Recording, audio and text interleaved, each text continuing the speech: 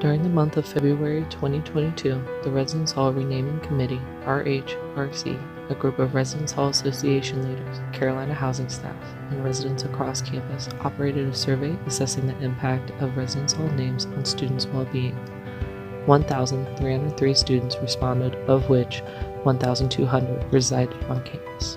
The following interviews were conducted with 4 students who responded to the survey: Kenna, Phoebe, Steph, and Alexandra. These students share their experiences living in or around residence halls whose names are connected to slavery, the Confederacy, or upholding white supremacy. As the Board of Trustees prepared to consider the removal of an additional 10 building names on our campus, we hope these interviews will aid in understanding the ways in which these names demonstrably jeopardize the university's integrity and materially impedes its mission of teaching, research, and public engagement, or significantly contributes to the environment that excludes some members of the university community from opportunities to learn, thrive, and succeed per the BOT policy on name removal.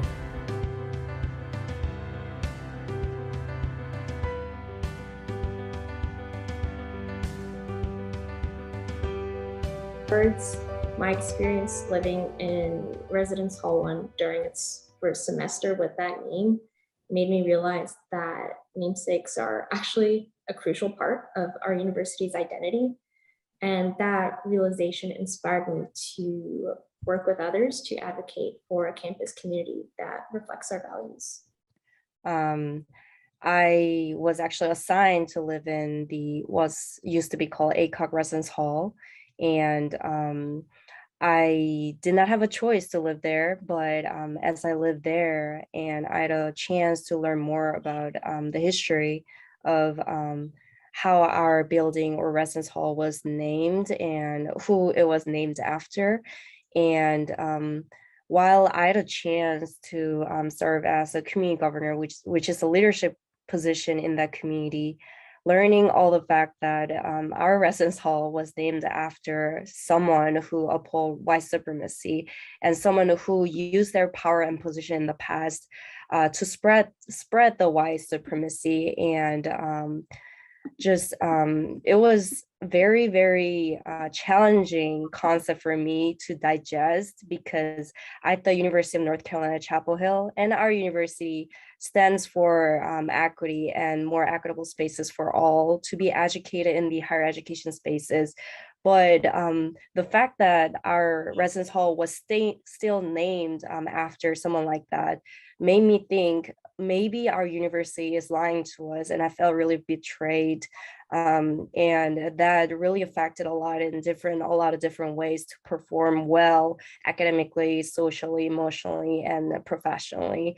For me, right, I don't have the privilege necessarily to ignore these names when I'm living in them, knowing that they're named after these Confederate, um, like slave owners and white supremacists. So for me, like knowing that I live in these residence halls, like after a really like busy day coming in, knowing that like I live in these places makes me feel like I don't actually like belong or feel respected in these spaces, because why am I living these spaces that are named after people that have hurt others? During my first semester at UNC, I lived in then Residence Hall 1. So this was in fall 2020, and it had just been renamed from ACOG that summer.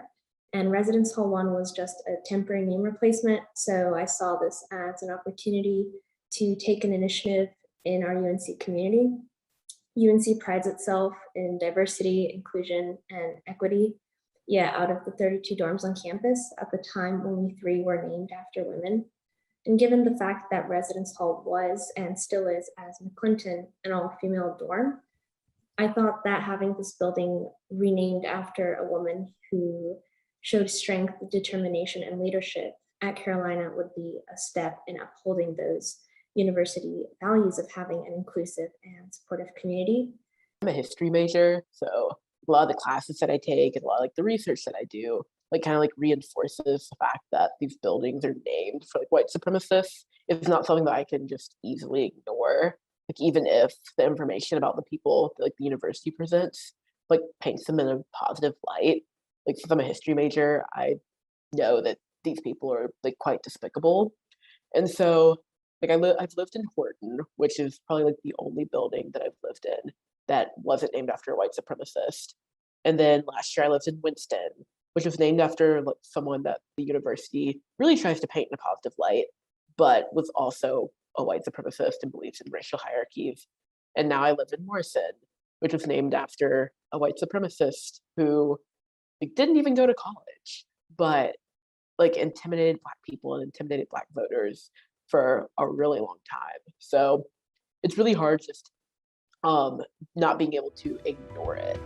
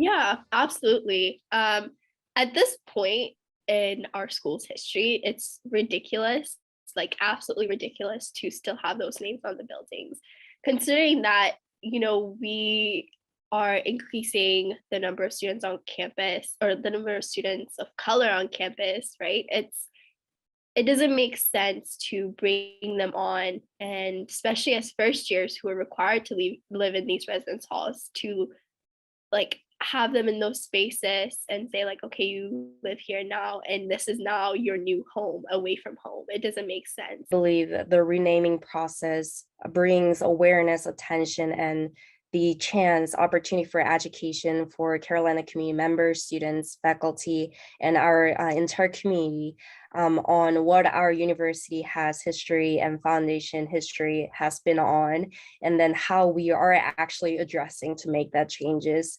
Our university and a lot of, university initiatives proclaims that they are in effort of bringing more equity to our campus, but without these visible changes, such as renaming our residence hall, I do not believe there are a lot of efforts that can be actually proven.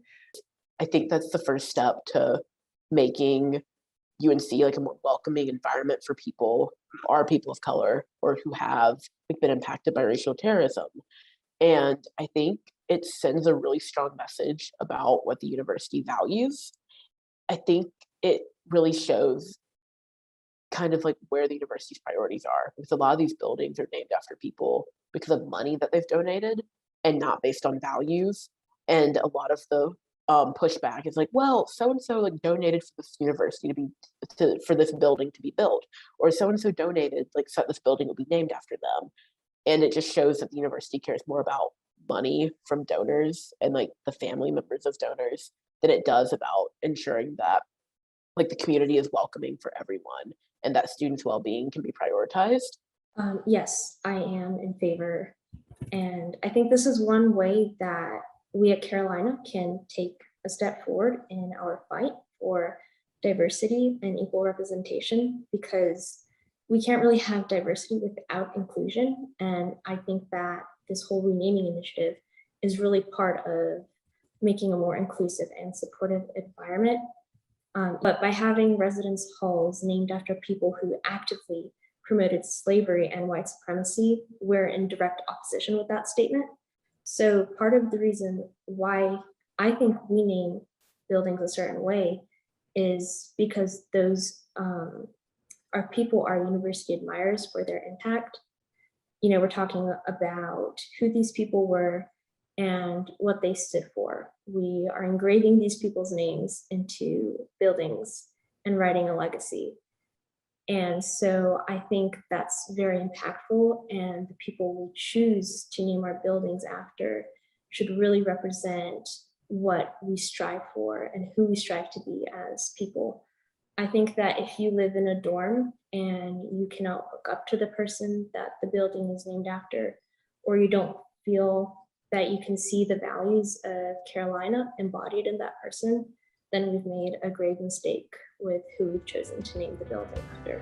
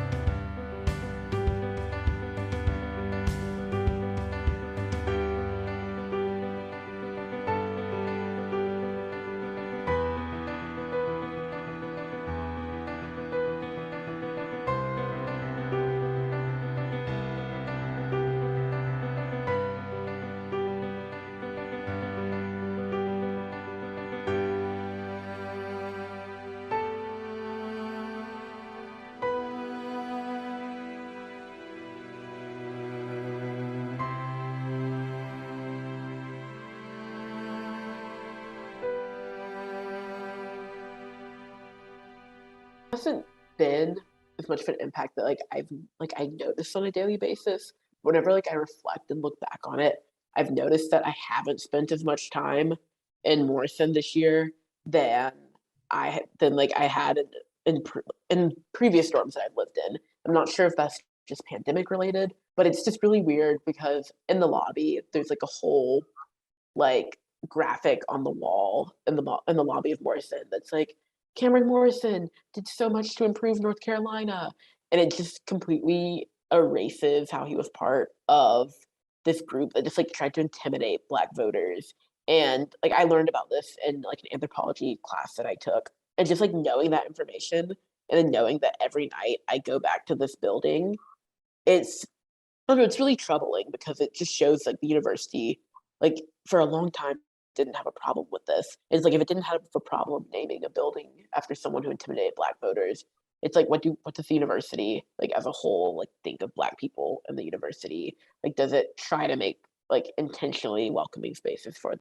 It can affect you mentally when you know that this is not a space for you. And I think that goes back to understanding the ways in which different people interact with these buildings and the ways that some people are not privileged enough to think about. So those that are not privileged enough to think about how this might affect them, like I said, it affects them very differently. But those that have to think about this, it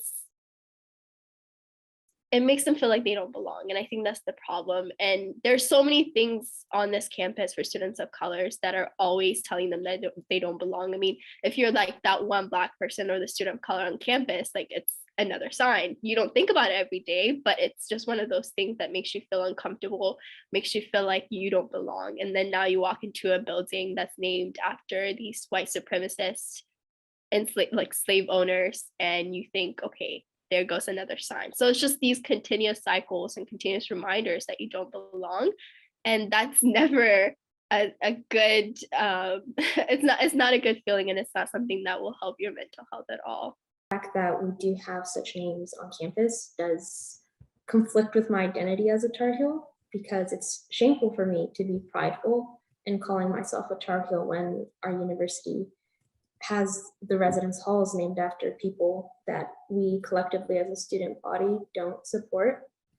And I know that there are a lot of students who either they don't know about the people these residence halls are named after, and they wish they could have been, because for a lot of them it's really shocking. I've had personal experience where people were just aghast when I told them the history of who these buildings are named after. But when it was named ACOC, I personally can only imagine what it was like to be a student of color living in a place where the person it was named after would have had Black people as a slave. I just think that's very messed up. So I can see, you know, this is something that impacts a lot of students. And I think this is a moment in our university's history where we need to make our voices heard and advocate for change. Syndrome even bigger than ever, that like I don't belong here and university doesn't want me here, because look at the name of my residence hall. Clearly someone like me, non-traditional leadership role, non-traditional identities to serve on the leadership role, who is like not North Carolina native, who is not the white man, who is not born in the United States, can even deserve to serve in these kind of leadership role. And then that just made me limit myself in all possible ways, that when there is some sort of a grant opportunity or leadership development opportunity, I always second doubt myself that like, does university want me to apply? Like, is that for me or is that for someone for else, like who is like traditionally in the leadership role? And then that made me limit myself a lot during my freshman year.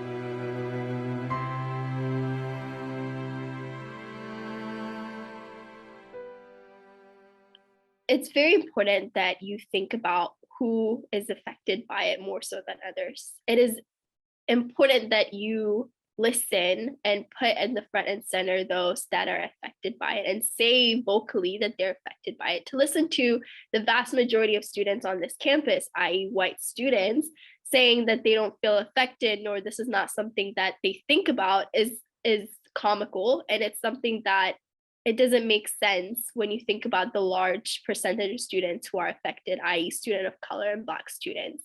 So maybe talking to students who feel generally affected by it and who are vocally telling you, like students like me, that they're being affected and that their mental health is in jeopardy because every time they walk into these buildings, they feel haunted by the history of their ancestors and the history that once harmed them. You can't erase all these years of slavery and the harm that was done to people simply because the times have changed or the people that now the building is named after have quote unquote changed or they've taken a different path. I think the name to a large percent of the people that are affected is still something that's haunting them, and it still feels as if they're reliving that past that they've had to experience or that their ancestors have had to experience. And this connection between history and the students that are currently on campus is something that, again, people that are privileged, people that are, i.e. white on this campus will not understand. So if you want to understand and if you want to make a difference on this campus, you need to have a conversation with students who are telling you that this is not something they're comfortable with. And whether or not you listen to that is really a big part of how we can move forward and how we can move forward past the history that has hurt a lot of people. But now we're in 2022 and we have progressed so much in terms of what we actually value, which is promoting growth for all. And then our University of North Carolina at Chapel Hill definitely strives to bring more equity and equitable opportunities for all Carolina members to succeed and excel and grow as a community, not only as an individual with certain identities. And I believe even I experienced renaming just my first year residence hall name just empowered me so much to no longer limit myself. academically, emotionally, or professionally, and then continue serving and giving back to the Carolina community through different leadership positions. And I, not only myself, but also so many other community members experience the same cases through these renaming process and positive changes made in the campus. So this renaming process might seem like nothing, but it actually does impact positively for so many people on this university and as a whole community, not only for certain population, but as a whole community to grow and promote positive growth for all.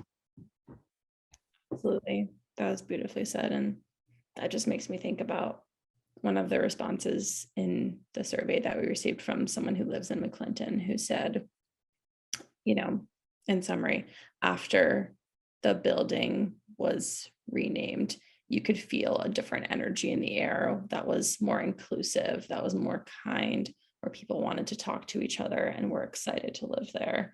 And so, yeah, it is such an important process. And thank you so much for helping us to get there through this interview. I'm gonna stop the recording. Let's see. Say to kind of put yourself in like marginalized students' shoes and just think about how they feel, or like how I feel living in a residence hall that was like named after a white supremacist or racial terrorist, like someone who didn't want to see me succeed or thrive or even survive, to be honest. And just think about the impact that has on like your will, like my personal will to like achieve academically, to like engage socially and like residence hall related things, to like get outside of my comfort zone, being in a community that's predominantly white. It can be a lot harder for me to like want to join clubs and want to like meet new people, just because you don't really know what you're getting in terms of like, it's not even just politics, but the fact that these types of things are even a debate shows that there are still people out there who are perfectly okay if Black people feel terrorized whenever they walk around campus. So I would guess just think about like marginalized students and like, put yourself in their shoes. I think it's easy to assume, and I'm sure a lot of people will assume, that such an action erases part of our history, but I would argue it's the opposite. This initiative is not about hiding and forgetting our university's past. It's actually about bringing that history to light. And we as people, as Tar Heels, we grow and we learn from our mistakes. We strive for excellence and equality. And residence hall names are not a lone category. We should not waste these opportunities to be leaders in advocating for equality and change on our campus, because advocating for that change only adds to our history and journey as a university.